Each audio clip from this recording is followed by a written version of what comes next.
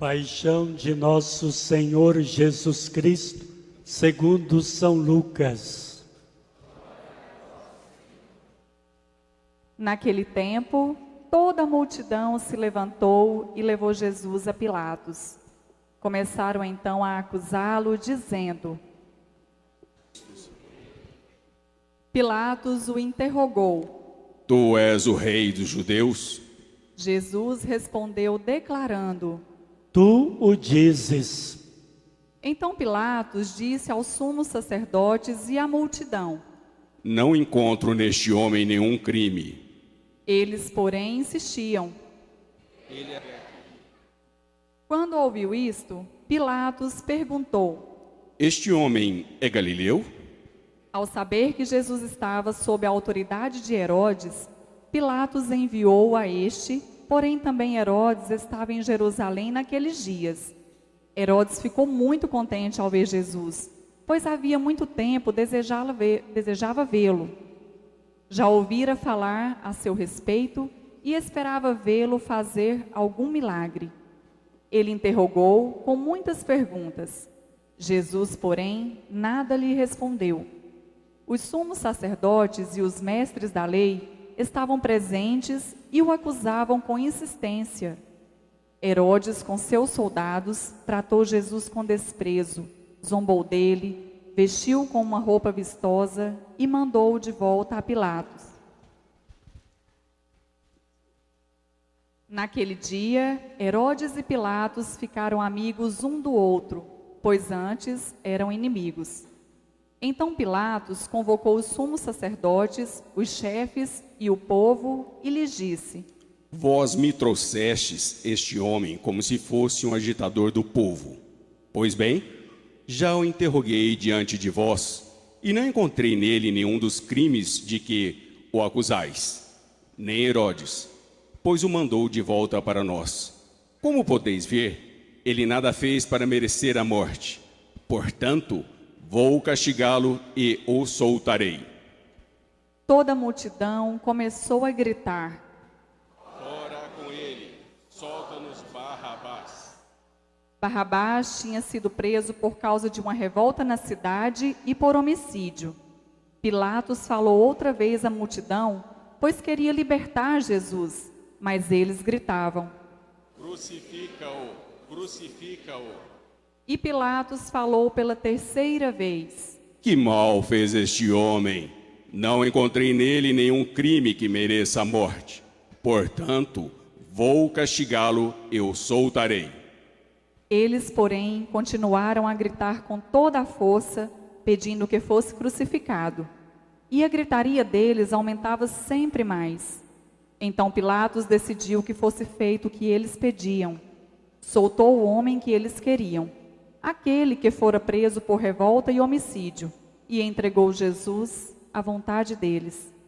Enquanto levavam Jesus, pegaram um certo Simão de Cirene, que voltava do campo, e impuseram-lhe a cruz para carregá-la atrás de Jesus. Seguia-o uma grande multidão do povo e de mulheres que batiam no peito e choravam por ele. Jesus, porém, voltou-se e disse: Filhas de Jerusalém, não choreis por mim, chorai por vós mesmas e por vossos filhos, porque dias virão em que se dirá: felizes as mulheres que nunca tiveram filhos, os ventres que nunca deram à luz e os seios que nunca amamentaram. Então começarão a pedir às montanhas: caí sobre nós, e às colinas: escondei-nos, porque se faz assim com a árvore verde, o que não farão com a árvore seca? Levavam também outros 2 malfeitores para serem mortos junto com Jesus. Quando chegaram ao lugar chamado Calvário, ali crucificaram Jesus e os malfeitores, um à sua direita e outro à sua esquerda. Jesus dizia: Pai, perdoa-os. Eles não sabem o que fazem. Depois fizeram um sorteio repartindo entre si as roupas de Jesus. O povo permanecia lá, olhando, e até os chefes zombavam, dizendo: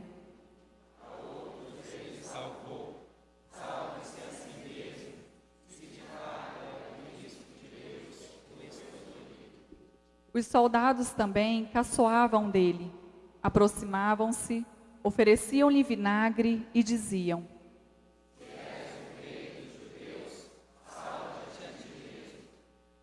Acima dele havia um letreiro: Este é o Rei dos Judeus. Um dos malfeitores crucificados o insultava, dizendo: Tu não és o Cristo? Salva-te a ti mesmo e a nós. Mas o outro o repreendeu, dizendo: Nem sequer temes a Deus, tu que sofres a mesma condenação? Para nós é justo, porque estamos recebendo o que merecemos, mas ele não fez nada de mal. E acrescentou: Jesus, lembra-te de mim quando entrares no teu reinado? Jesus lhe respondeu: Em verdade eu te digo, ainda hoje estarás comigo no paraíso. Já era mais ou menos meio-dia e uma escuridão cobriu toda a terra até as 3 horas da tarde, pois o sol parou de brilhar. A cortina do santuário rasgou-se pelo meio e Jesus deu um forte grito: Pai, em tuas mãos entrego o meu espírito. Dizendo isso, expirou. O oficial do exército romano viu o que acontecera e glorificou a Deus, dizendo: De fato, este homem era justo? E as multidões que tinham acorrido para assistir viram o que havia acontecido e voltaram para casa, batendo no peito. Todos os conhecidos de Jesus, bem como as mulheres que o acompanhavam desde a Galileia, ficaram à distância, olhando essas coisas. Palavra da salvação. Glória a vós, Senhor. Com esta celebração do Domingo de Ramos e da Paixão do Senhor, nós damos início a esta semana que queremos verdadeiramente santa, porque nesta semana nós meditamos no mistério maior da nossa fé, o mistério da paixão, morte e ressurreição de Jesus. A primeira parte da liturgia deste primeiro dia desta Semana Santa é marcada por júbilo, alegria. Jesus entra em Jerusalém e é aclamado com hosana nas alturas, bendito que vem em nome do Senhor, hosana ao nosso Deus e Salvador, hosana ao Filho de Davi, bendito seja nosso Deus e Senhor. Com estes e outros brados, o povo aclamava Jesus, agradecido por tantos prodígios, milagres e pelos ensinamentos que Jesus havia passado a eles, comunicando-lhes a boa nova do Evangelho. Todavia, e é a segunda parte da liturgia deste domingo, nós temos o Evangelho da Paixão, que já nos introduz no sofrimento, na Via Crucis, no Calvário, pelo qual Jesus passa para, através da cruz, nos libertar de todos os pecados. Este é o mistério maior da nossa fé.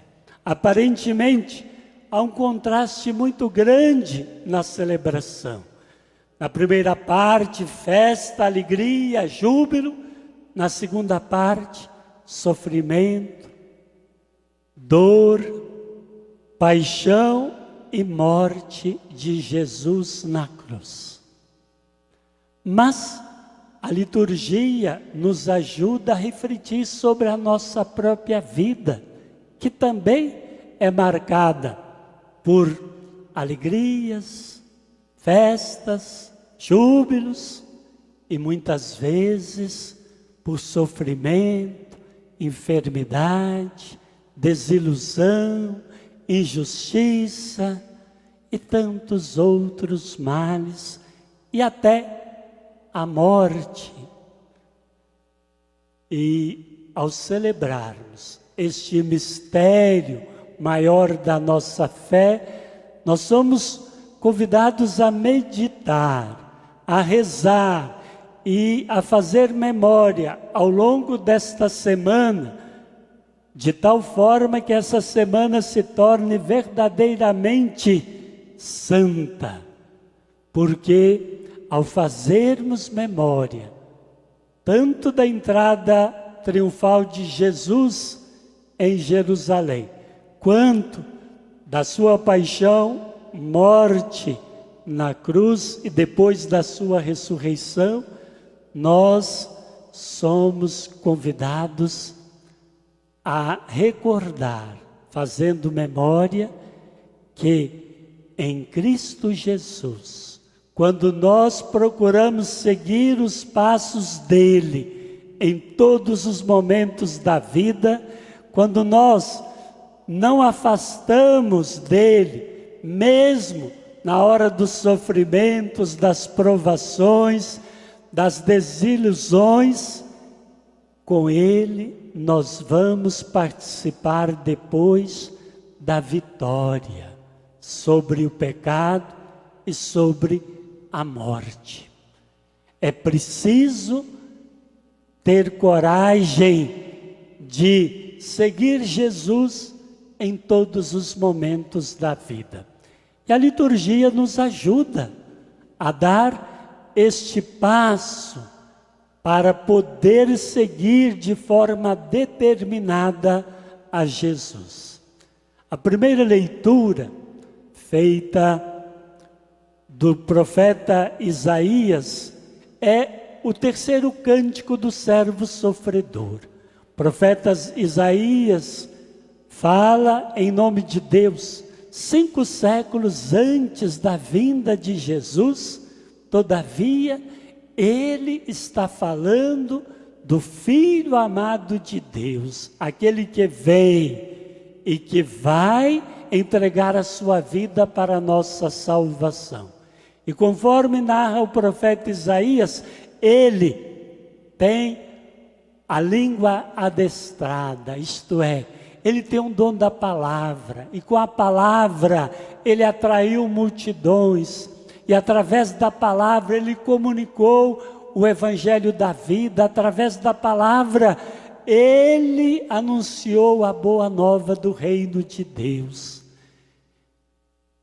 Diz ainda o profeta, ele tinha os ouvidos atentos à voz do Pai, isto é, ele foi obediente ao projeto do Pai, realizou em sua vida a vontade do Pai, mesmo quando não foi compreendido, mesmo quando foi perseguido, caluniado, blasfemado, e tudo fizeram contra ele.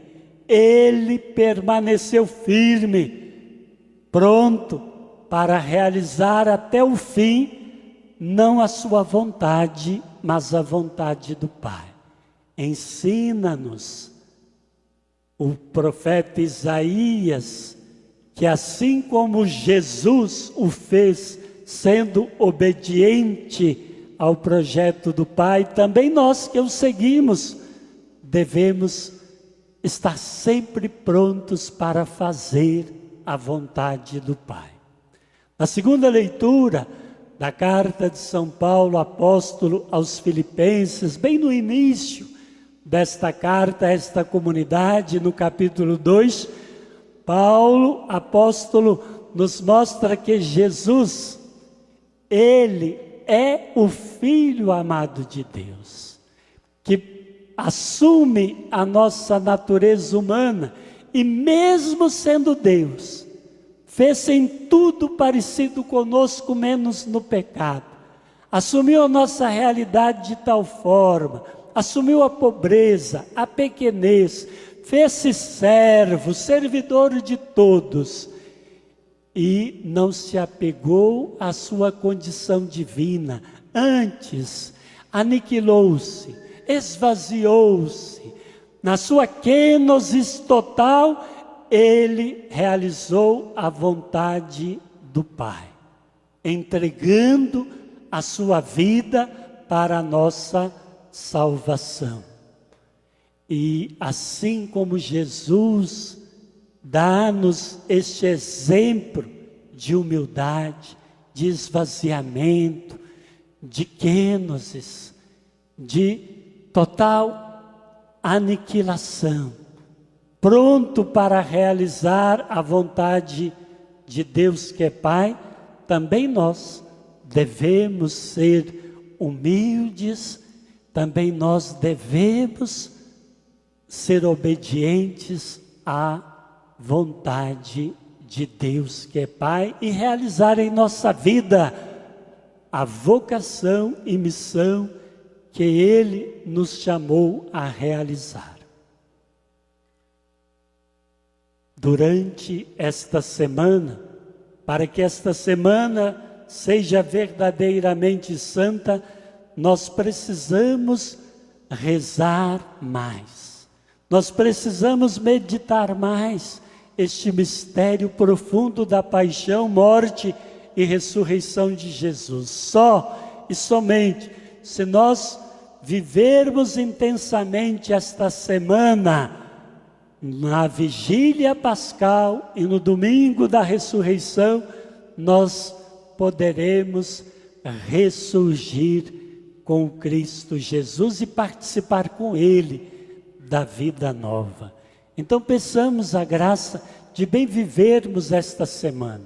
Primeiramente, é-nos pedido que a vivamos com humildade, com simplicidade, esvaziando-nos, aniquilando-nos, como Jesus o fez, não se apegando a nada, mas colocando toda a nossa vida para fazer a vontade de Deus. E um outro exercício que podemos e devemos fazer ao longo desta semana é de sermos sirineus para os nossos irmãos e irmãs. Assim como Sirineu ajudou Jesus a carregar a cruz, em nossa vida nós temos muitas circunstâncias, muitos momentos que nós podemos e devemos ser sirineus para os nossos irmãos. Tanta gente que sofre, tanta gente que está angustiada, tanta gente que está carregando uma pesada cruz, e com uma palavra amiga, com uma nossa presença, com uma nossa visita, com nossa solidariedade, nós podemos ser sirineus e ajudar quem está carregando uma pesada cruz. E assim, esta semana será mais santa. E o será, de modo particular, se nós decidirmos meditar esse mistério da nossa redenção, da paixão, morte e ressurreição, a fim de que depois possamos celebrar a Páscoa. E só celebraremos bem a Páscoa se nós decidirmos seguir Jesus, não só nos momentos de alegria, de festa, mas também na hora do sofrimento, na hora da enfermidade, na hora das provações, que nós permaneçamos firmes no seguimento dele, e ele mesmo vai nos confortar, ele mesmo vai nos fortalecer. Creio em Deus Pai Todo-Poderoso,